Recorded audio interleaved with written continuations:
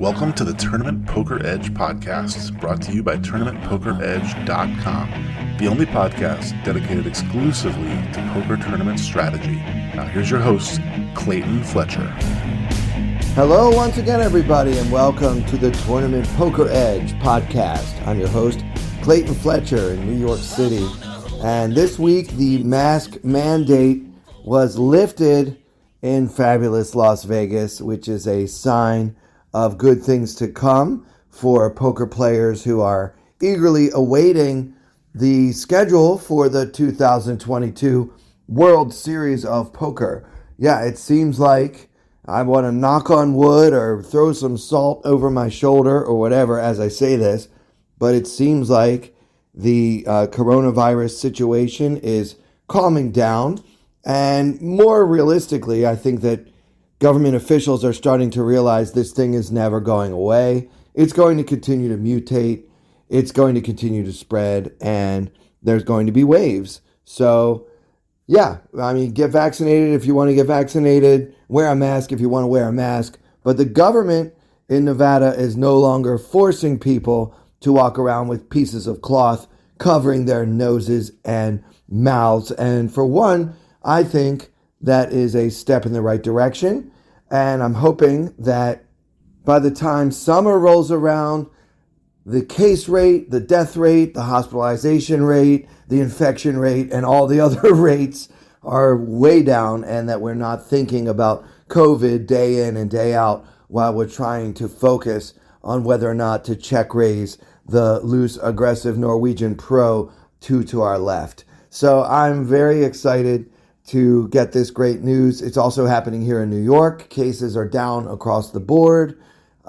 We still have a vaccine mandate in place, but they also simultaneously removed the mask mandate that's been in place for a few months here in New York City. So good news there. And we're all eagerly awaiting, as I mentioned, the release of the schedule. I was told off the record that it was coming out in the middle of January by someone who claimed to know. So there must have been some kind of snag that was hit that caused them to delay the releasing of the schedule. But obviously, many of us make our summer plans around the World Series of Poker and, of course, the other tournaments that take place around then. And it's about that time when you might want to start booking your flights and your hotels and everything. And for those who are not planning to stay for the entire series, knowing what the schedule is a prerequisite for booking that travel. So obviously, it would be great if they could finally let us know what's going to be happening. If you can believe it, just over 3 months away is the 2022 World Series of Poker. It seems like just yesterday I was playing the 2021 World Series of Poker, and I still have a pretty bad taste in my mouth from playing 30 some odd tournaments and only having 2 cashes to show for it, neither of which was anything to write home about, by the way. So yeah, thank goodness for the juicy cash games that I found myself playing in. Otherwise, it would have been a disastrous World Series of Poker. As it was, not very good anyway. So I'm ready to avenge the 2021 results, and I just can't wait to go and play with no mask on at the Wynn. So yeah, speaking of the Wynn, there was some news released last week about the reopening of the, I don't know what they call it, but the Wynn Casino in Boston. I think it's called like Encore Boston Harbor, something like that. Well, they reopened the poker room there, and to the chagrin of many regulars in the Boston area, they discovered upon sitting down at their tables that the rake had been, shall we say, adjusted. Prior to COVID, the rake at that casino was $5, and now it is $10. Also, they have way fewer tables than they used to have in the old days, and they say that's because of staffing concerns, etc. But yeah, people have been asking me what I think about this $10 rake for most of the cash games in Boston. And, you know, look, guys, I I think it's not cool. You guys know I love the Wynn. I always sing the praises of the Wynn Las Vegas Poker Room here on the podcast. But about this, I just think that this is an act of greed and a bit short-sighted. Like, sure, right now there's a lot of pent-up demand, players in that area that want to go play. But what you're going to end up doing in the long run is players are going to go broke faster, and the casino is going to have all the money, but then they're not going to have players anymore. Now, for those who have seen the list, the waiting list for some of these games in Boston, they have over 100 names on them. They're thinking, well, Clayton, that's not going to happen anytime soon. But once players realize that it is extremely hard, if not impossible, to beat a small stakes cash game with a $10 rake, they are going to find other ways to spend their entertainment dollars. And the pros will end up going online or to a place like Foxwoods. Even though if you're a Boston resident, that's a pretty long drive. I don't think that anyone is going to be able to make a living with a $10 rake. So yeah, it's 10%, of course, up to $10. So not every pot will be raked $10. And this is what you'll find in a lot of the cash games in places like Sweden and London. Like, they do have higher rake in Europe. Certainly Australia, the cash game rake is absolutely brutal. Everywhere I've played, Melbourne, Sydney, not good. But this is a bad move by Wynn, both in terms of player relations and publicity, but even more just trying to develop a player base in that area. Once they open the remaining tables, they're going to have a lot more seats to fill, and it's going to be harder to fill them if they've already collected all of the money from the existing player pool. So I hate seeing this. You guys know that I am a rake nit and that I always pay attention to rake in tournaments. Well, cash games are no different. It is very hard to beat a game with a rake like that. So shame on you, Wynn, Encore, Boston Harbor, whatever you're called. Me no likey. Now, I want to talk about Spotify for a minute, and not the same Spotify conversation I've been having in the comedy clubs all week. Those of you who are familiar with the Joe Rogan story know what I'm alluding to there. But yeah, I want to talk about Spotify in terms of those of you who listen to this podcast on Spotify. They now have a feature where you can rate our podcast 1 to 5 stars. And we would greatly appreciate those of you who really enjoy the podcast if you could kindly give us that all-important 5-star rating. Don't give us a 4-star rating unless you're trying to do damage. It's either really the 5-star rating system is 5 or 0. So we want to get our overall rating as close to 5 as possible. You don't have to put in any comments. You don't have to say anything about me or about TPE or about anything else. You just have to click on a star rating. And anyone who takes the time to do that for us, I would consider it a personal favor as we try to get noticed on the Spotify podcast platform, where listeners like you have so many options from which to choose. And we really do appreciate you listening to this one. And if you enjoy it, you like this free content, we try to put it out every single week. One way you can say thank you that would actually go a long way is by clicking that 5-star rating on Spotify. All right, enough about that. I want to continue our discussion of my main event 2021 edition. I mean, I guess I already spoiled things by telling you guys I did not have a good World Series of Poker, but anyone who's been listening to every episode already knew that anyway, so I guess it's not that big of a spoiler. But we want to just get into a couple of hands here that I played in November. So just to recap, we ended day one with a very short stack. We were in the bottom 5% of the field heading into day two, and not particularly optimistic about our prospects of getting back into contention for the championship bracelet as we started day two with an M of 6. Well, when we last left our hero, he had built his stack up to around 60,000, a little bit over the starting stack. I think it was 66,000 at the end of that those hands that we talked about last time. And that was kind of a milestone. Those of you who play a lot of tournaments, you know that sometimes you'll start off the tournament going the wrong direction, maybe lose a few big pots early on, and then the goal from there, in a psychological sense, is, well, I'd just be happy to get back to the starting stack. So I'm at least even with the people who are late regging right now. So that is something that's kind of in my head, although the actual 60,000 number is not much different than 58,000 or 64,000. Like, what's the difference? But it just kind of feels good in an emotional sense and for one's personal confidence just to get back above the starting stack. So, you know, in the black or whatever. But yeah, at the end of the day, obviously it doesn't really make that big of a difference. It's just something psychological that I am personally susceptible to caring about, and I'm sure many of you are as well. So that was a good place to end the last episode, where I managed to get my stack back above starting stack for the first time since basically level 2 of day 1. So now we're going to discuss today a few hands that I played, one right before dinner on day 2 and one right after. So at this point, I'm skipping ahead because a lot of good things continued to happen on day 2. Once we got up to 66,000, we were basically off to the races from there. There was a really big pot where I had pocket aces and got 3 streets of value against a top pair, top kicker type of hand.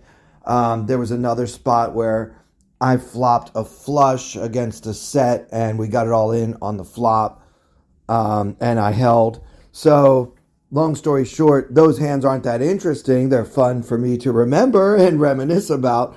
But as far as strategy, yeah, when you have the nuts, go ahead and bet. You know, that's, I don't think there's anyone listening to this that doesn't know it's good to try to get chips in the middle when one has the nuts. So I'm going to skip those hands, but let's just say for the narrative, things went very, very well in the first few hours of day 2. So now here we are approaching the dinner break, and the blinds are 6,000, 12,000, and we have 300,000 in our stack. So this is right around the dinner break of day 2. There's still quite a long way to go until we reach the money. There's something like 900 players yet to bust out before we hit the first pay jump, going from 0 to 15,000. This is not a bubble hand. There are no real bubble considerations here. But the average stack at this point is about 400,000. So we're still below average, but we're definitely in much better shape than we were when we started the day with something like 9,700. So wow, what a day we have had so far. We have 25 big blinds. Our M is 10, however you want to look at it. The under the gun player raises to 25,000. Again, the blinds are 6,000, 12,000. And the action folds to us on the button holding pocket 8s, the 8 of diamonds, 8 of hearts. So we have 2 red 8s. And our opponent has us covered. He's got 550,000, so he's doing very well. He's got a well above average stack. He seems to me that he's trying to play well. He's a Spanish professional. He's been tight, aggressive, but pretty cautious. I've noticed that several times he will call, when he's been in the blinds, I happen to have hands. I raise it up. He defends his blind. Maybe calls a bet on the flop and folds on the turn a lot. He hasn't been 3-betting or 4-betting a lot. He seems like he kind of wants to keep the pots small. The table overall is a pretty good one. So it kind of makes sense for him, if he feels like he has a skill advantage, to just build his stack up slowly by exploiting his opponent's post-flop mistakes rather than trying to get into a large pre-flop confrontation in a coin flip situation or something like that. So his strategy seems to be have something good, raise it up, and generally give up if he missed the flop. So he's not that tough to play against, but you have to give him credit because this strategy seems to be working very well for him at this particular table, which is fairly juicy. So we have 8s on the button. Again, 25 big blinds, M of 10, however you want to look at it. There's already 55,000 in the middle at the time that he opens the pot. So, shoving here and taking it down sometimes is probably a profitable play. We have a stack that's a little too big to shove very comfortably, but since there's already 55,000 in there, we only have 300,000 in our stack. Obviously increasing our stack by 1/6 is not nothing. And also we might end up getting called by 2 overcards. So the question becomes, is this a spot where we want to try to get into a coin flip? Now, I think his under the gun raising range, based on the way he's been playing thus far, probably includes hands that will fold, like Jack 10 suited, Queen Jack suited, like all those suited Broadway hands I think are opening here. Maybe not King Jack suited, but yeah, Jack 10 suited seems to be in everybody's opening range. He may occasionally show up with like an Ace 5 suited, Ace 10 suited, and assuming that the blinds fold, I think it's very likely that he will throw all of those hands away. So we certainly have some fold equity, but the problem for us is that he's been fairly tight and he's got a under the gun open here. So I feel like we will so often end up against hands like pocket aces, pocket kings, pocket queens, which are obviously not going to fold. And against those hands, we only have 18% equity. Now, a looser, more aggressive opponent who doesn't seem to care as much about position as this player, I might be more comfortable getting this big of a stack in and expecting to often get those folds. Like if the guy's willing to open like 8-6 of hearts here and he's got all of those suited one gappers, middling cards, and hands like that, or some players will open pairs as bad as deuces. Like if he fit that player profile, I think shoving versus that range makes a lot more sense. I'm just thinking that when I'm called, I can only pray that it's a coin flip. And since I don't block any of the big pairs, of course I don't block ace king or ace queen either, and they're calling for sure. But yeah, all things considered, I decided to take the more conservative route here and just call. You can also fold. That might sound crazy to those of you who play faster tournaments with more aggressive blind structures, but this is the main event, and there's actually nothing wrong with just folding and saying, you know what, I don't think I'm ahead often enough to make this profitable. This guy's a pretty decent player, and I don't want to play it. That's just a little too tight for me. I feel like calling is fine. We are going to put in about 8% of our stack, which is not ideal when we're basically trying to flop a set. But you have to look at it. Also, there are other flops that we can win on that don't include an 8, especially when you consider that, as I mentioned, this opponent tends to give up on the turn. So if it comes like, I don't know, let's say King 10 deuce, and he puts out a continuation bet, and we call it, he will very often check the turn, especially when he doesn't have at least top pair, and then we can try to collect the pot by turning our 8s into a bluff. Even though many times we'll be bluffing with the better hand, we're still going to want to bet that turn when he checks, because we've seen his tendency to give up, which I think is exploitable in this spot. Now, some players, they'll always fire again on the turn. Some players will often fire again on the turn. This particular player has hardly ever fired again on the turn, and the times that I've noticed him doing so, he actually had a real hand. So I don't think that he wants to play a huge pot with me where he doesn't have anything. So I can call and see what develops. So we're going to see this flop heads up, and Clayton's on the button thinking, come on, 8. Well, the flop comes 7 of spades, 5 of spades, deuce of clubs. So we actually flopped the rare overpair with pocket 8s, 7-5 deuce with 2 clubs. So there's 80,000 in the pot, and we have 275,000 behind. Our SPR is around 3.5, and we flopped an overpair. So it's not ideal for us to try to get all in with such a high SPR. The reason why is because when we do, we will almost always be up against a better hand. I don't believe our opponent has 8-7 or ace-7 suited in his range for opening under the gun. He may occasionally mix in a hand like that just for what we used to call board coverage, so that when you flop a 7 high, you can actually represent that hand or have that hand. But overall, I think against an opponent like this, getting all in with just a pair of eights with this many chips behind is going to be negative EV. So that's not the plan. We're thrilled when our opponent bets only 20,000 into the 80,000 pot. So now we have an overpair and we're getting 5-1 on a call. So I think this is pretty much a no-brainer call. There is a case to be made for raising. That case is mostly for protection. So we're trying to fold out hands like ace king, ace queen they're giving themselves a really good price to hit the 6 outer on the turn to take the lead against our eights.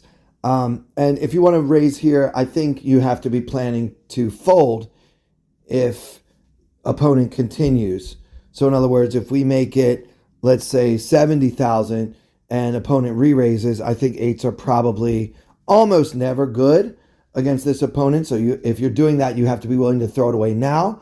Also, if the opponent calls the raise and then fires again on the turn, I think we have to fold our eights. I'm very concerned that the eights will not be good if a lot of chips go in because of the player profile we already discussed. So for all those reasons, I decided to just call. I don't want to try to get all my chips in, and I also don't want to have to fold my eights. Remember, we have some backdoor draws going on here, which are always a good time. So let's just call and see what he does on the turn. And the turn is the 6 of diamonds. So the board is now 7, 5, deuce, 6 with 2 clubs. Now the opponent bets 50,000 into the 120,000 pot, and we have to decide what to do with our 255,000 stack. Now, as mentioned, guys, I believe that this opponent will often have us beat when he continues on the turn. So right now his range is looking a lot like pocket kings, pocket aces, pocket queens, pocket jacks. They continue firing on the turn because a lot of draws are available, including the one that we have. We have not only an overpair, we now have an open-ended straight draw. So it becomes very important for him to price me out of this pot and at least pay to see a card that could complete my draw when I have something like just an open-ender. So that means that he is probably protecting an overpair with this bet, and he bets the right amount. He bets 50,000 into 120,000, and we have to decide what to do with our 255,000 stack. So I decide to just call. I don't mind shoving here. It really puts him to the test when he does have a hand like pocket queens, pocket jacks. Did I slow play a better overpair than that before the flop, and am now getting my medium short stack all in because I don't want to see any more cards come off. I'm trying to protect my better overpair, which I dangerously slow played. That could be one explanation. I also have straights and sets in my range that he does not have in his under the gun opening range. These low cards on this board are generally better for my range than they are for his, even though I called from the button and not from the small blind. Particularly when you think about the fact that I start this hand with an M of 25, a lot of my hands that could have missed this board are hands that I would have 3-bet or even shoved pre-flop, like ace king, ace queen suited, hands like that. So the fact that it's lower cards, those cards just hit my calling range a lot better. Like if I'm calling with pocket eights, am I not also calling with pocket sevens, pocket sixes, hands like that? Yeah, I think I would be. Pocket fives even. It's probably a justifiable call, a defensible call on the button after this player opened under the gun, especially given the fact that I kind of know how to play against him. So I've got my overpair / open ender. I've got a lot going on here, but I still did not want to see him bet the turn based on what I know about his general playing style. So I don't think that I will get a ton of folds when he has a big pair like pocket aces or kings. I think those hands have to just make the shrug call. But possibly in the main event, you might have more fold equity with a big move like that. than you would in some other tournament. However, I decided to just call, despite the fact that I blocked the nuts. So I just call, and I'm hoping to either complete my straight or for a club to come. So my strategy here on the turn is to call this bet, knowing that I could have a flush draw. I don't know, let's say king, queen of clubs. As far as he knows, I may have just flat called on my button with that hand, with my stack versus him. And now, if another club comes off on the end and he checks, the plan is to shove and put him to a decision, knowing that he's very likely to have an overpair, given that he bet the turn. There are maybe some other cards that I can represent as well, but mostly I'm hoping for a straight or a club on the river. So let's see what happens. The river comes the 9 of diamonds for a final board of 7, 5, deuce, 6, 9, and giving us the beautiful, the elegant, and the lovely straight to the 9. There is 220,000 in the pot. Hero has only 155,000 behind, and the Spaniard leads once again, this time for 115,000. So I am thrilled. I don't think he's ever going to have 10-8. There is a 0% chance that I'm beat at this point. So yeah, I have the straight, and I'm dancing a jig in my head, and I pretend to think for less than a minute and then move all in. And my opponent looks incredibly disturbed. It only costs him another 40,000 to call. But you know what, guys? You're never pot committed if you're bluffing. And I don't know if he was bluffing or if he just was trying desperately to get 3 streets of value from one of those overpairs, in which case he probably overplayed it. There's some chance that he actually made a set on this river and is trying to think to himself, well, how many 8s does Clayton have? And trying to get value from the part of my range that includes sets that I don't want to fold either. So I'm not really sure what was going on because I never saw his hand, because when I moved all in for just 40,000 more, he reluctantly threw his hand away. So that was a beautiful turn of events for us, and it was the first time since level 2 of day 1 that my stack was above average. So that was pretty darn exciting for your boy CF. All right, let's real quick talk about one other hand that I played versus this exact same opponent. So I don't really have to set this one up. It was later, it was after dinner, and almost at the very end of day 2. It's the final level of the day. The blinds are 8,000, 16,000, and we have 560,000 in our stack when the average is only 500,000. So we're just slightly above average. But considering, again, we started with less than 10K for the day. So just having all these chips in front of me felt, let's just say, surreal. However, and this is important for those of you who are going to spend the next few months preparing to play in this year's World Series of Poker, it does not matter how I feel. Those chips have no feelings. The cards have no feelings. And my feelings are only included here for the narrative. Okay, I just want you to know that I felt good. That should not affect my strategies. As we know, the best players in the world are the solvers, and they have no emotions whatsoever because, as far as I know, they are inanimate, non-human objects. So, all this to say, yes, it felt good, but we still have a lot more poker to play if we're going to get this bracelet.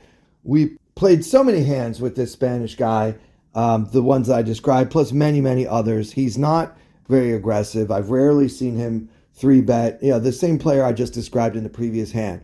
So the blinds are now 8K, 16K, and we have 560. So we have 35 big blinds, and our M is around 14. I open from late position, again on this player's big blind, which I always seem to raise when he's in the big blind. I make it 35,000 with pocket kings, 2 black kings to be exact. Folds to our Spanish friend in the big blind, and he's got almost $1 million in his stack at this point, and he 3-bets for the first time all day. He makes it 110,000. I actually considered folding. I don't think that I've ever folded kings before the flop, but the way this is all setting up, so many times I've tried to steal this player's blind and he either folded or called.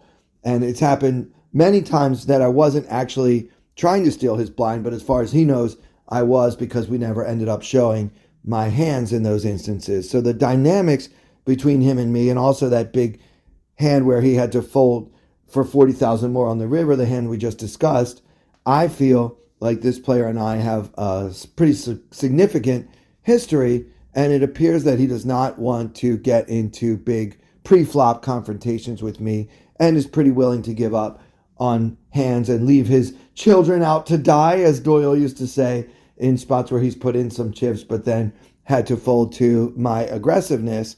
So the fact that he's 3-betting here, I think he's going to have a very tight range for doing so, and probably very few bluffs. So I really thought about throwing the kings away at that point. So I can't really do it, but I thought about it. I decide to just call and hope that if I'm going to lose to pocket aces, I'm not going to lose all my chips. So the best way to do that is to keep the pot as small as I can, and the only way to do that is to just call the 3-bet. So we are in position with pocket kings, and there is now 250 in the middle, and we have only 450 behind, which is bad news because it sets up an SPR of below 2, and it will be very hard to get away from pocket kings in the event that no ace hits the flop. The flop comes 10 of spades, 7 of diamonds, deuce of hearts. So 10, 7, deuce, rainbow, and hero holding king of spades, king of clubs. Opponent bets an absurdly low 40,000 into the 250,000 pot, and I am unable to release my hand. I feel a lot of strength coming from this opponent, but he's got to like that flop if he's got pocket queens as well, and he should be 3-betting that hand. There's also a very small chance that he has pocket kings also, but I feel like he will often show up with pocket aces, pocket kings, pocket queens, maybe pocket jacks, but to be honest, the way he was playing, I think he may have just flatted pre-flop with that hand and not want to get into a huge pot with me when he's out of position with such a difficult hand to play as pocket jacks. So I discount that one just a little bit. Of course, he always has ace king in his range, but again, we block that one pretty hard. So I feel like his most likely holdings are pocket aces and pocket queens. So I'm not loving the fact that he's even c-betting at all on this 10 high board, but I can't fold for 40,000 getting better than 7-1 with my overpair. So I just flat, and now the pot is 330,000 and we have only 410 behind. The turn comes the 8 of hearts. So our board is now 10, 7, deuce, 8 with 2 hearts, and opponent again fires 90,000 this time into the 330K pot, and I feel like I am being milked. He sees my stack size and he knows how much to size it. I am miserable. I have lost from the main event in 2015. I'll never forget how I lost 2 hands in a row holding pocket kings against the same player, not this player, but the same player in that tournament, Ronald McGinnity, who in the first hand held pocket queens, and we got it in before the flop, and he flopped a queen on me. And on the very next hand, he held pocket aces against my pocket kings again on the very next hand, and this time he won with the aces. So I have a very bad relationship with pocket kings in the main event, and I've worked so hard to get my 9,700 all the way up to the 560 that we started this pot with, and I am miserable because it really feels like this guy has the bigger overpair, but still he's offering me an irresistible price, and I'm just not good enough, guys. I am not good enough to throw my hand away despite my read. I call, and I'm hoping beyond hope that this guy is sitting there with pocket queens. The river comes the tray of diamonds. So our final board is 10, 7, deuce, 8, tray, and no flush came in. And of course, our opponent shoves. Now, it's a great board for pocket queens, and it looks like I could have something like ace 10 or pocket jacks. So pocket queens is the problem. If I could rule that hand out, somehow I actually could fold the kings. He feels really strong. I'm hating my life. This is for my whole tournament. And I'm sitting here with this beautiful board and this beautiful pair of kings, but I've got a sick feeling in my stomach. I'm getting a really good price on a call. It's only $320,000 to call, and the pot now has $830,000 in it. So those are good odds when you're holding the overpair. I'm praying that he has pocket queens, and I'm wishing he had bet smaller or maybe check the turn, but he's too good. So what are we supposed to do? I mean, if we call the flop and we call the turn, I feel like we have to call the river. I could be wrong. I felt like I was beat, but I was unable to throw my hand away. And sure enough, we busted out of the main event when our opponent turned over 2 red aces. And I hope you guys will believe me when I tell you that I hope I never see pocket kings in the main event again. Well, that'll do it for this episode. If you are still looking for a poker site where you can practice and learn all about hand ranges and strategies and GTO and everything else in preparation for the 2022 main event, I would recommend you visit tournamentpokeredge.com. We have thousands of hours of incredible content from some of the greatest minds in the poker business. Andrew Brokus, Alex Fitzgerald, Daryl Jace, Colin Moshman, and so many more. And you can save $10 on your first month of membership at tournamentpokeredge.com by using the promo code PODCAST at checkout. That's your way of telling them that I sent you. So for everyone here at TPE, I'm Clayton Fletcher. Thank you so much for listening. I wanna hold them like they do in Texas Plays. Fold them, let them hit me, raise it, baby, stay with me. Luck and intuition, play the cards with babes to start. And after she's been hooked, I'll play the one that's on her heart. Oh, whoa, whoa, whoa, whoa. I'll get her heart, show her what I got. Oh, whoa, whoa, whoa, whoa. I'll get her heart, show her what I got. Can't read mine, no she can't read a mile. Hold the face, she's got to love nobody. Can't read mine, no she can't read a mile. Hold the face, she's got to love nobody. Poker face, poker face. Poker face, poker face. I wanna roll with her, a hard pair we will be. While little gambling is fun when you're with me. I love it. Russian roulette is not the same without a gun. And baby, when it's love, it's not rough, it isn't fun.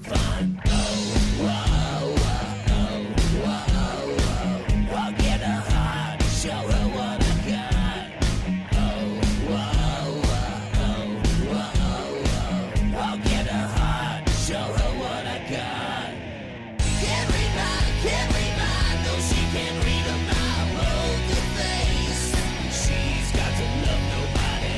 Can't read mine, no she can't read a mile. Hold the face, she's got to love nobody. Poker face, poker face. Poker face, poker face.